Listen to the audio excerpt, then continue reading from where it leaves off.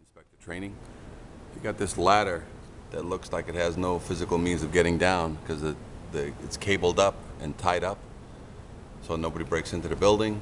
And you look at the pivot point there, one of the angles and the part that holds the right side of the ladder is totally off the wall. I mean, totally off the connection, so it's not supporting. Cement problems against the wall. Fire escape looks like it hasn't been painted. So these are the kind of things you look for. And if this fire escape is deteriorated, meaning it's got more rust than paint, which this one does, that's all the violation you need to write. Because during the inspection and the violation is written repair, paint, and test, the fact that you write the word repair forces this to be inspected by a structural engineer.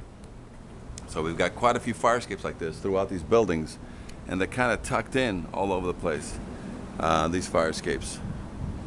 And you got balconies that need to be tested because if somebody comes out there and waits for rescue, those need to be inspected. You've got ladders that need to be inspected. So quite a bit. You got these fire escapes all tucked into all these little nooks and crannies.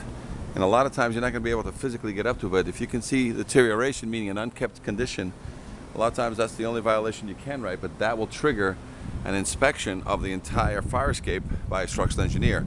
So don't write scrape and paint violations. You got to write repair, paint, test violation. And that will trigger a call back to you to say, hey, what's this mean? And that means that you want an evaluation done by an engineer first. Then you want the fire escape painted. And as you can see, there's lots of these fire escapes tucked away into corners, side-by-side buildings, and these are the only means.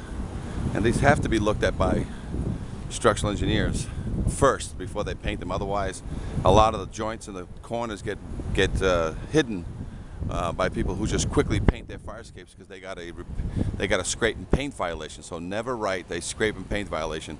Always write repair, paint, and test. So look at this fire escape here. As you can see, I've got more rust than paint, so that's my first violation. Structurally, I can look at the wall, and the wall is not, I got water damage on the right corner. I've got spalling and cement bricks falling. The connections, I can see rust stains coming down from the connections and the supports. I've got original bolting on the treads, so it looks like this has never been refurbished. So structurally, this is a fire escape that I'm not too confident with, that it's 50 to 75 years old, and I don't see one new bolt on this. So that's an indication that in its lifetime it's never been refurbished. So that questions the structural adequacy of this fire escape, and that's enough to write a violation. This one would get both has a deterioration violation as well as a structural violation. But always write your violations. Repair, paint, test the fire escape.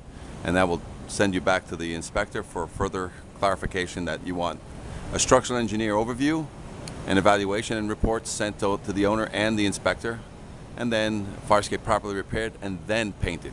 If you have any questions on any of these fire escapes that we've looked at, give us a call at 866-649-0333.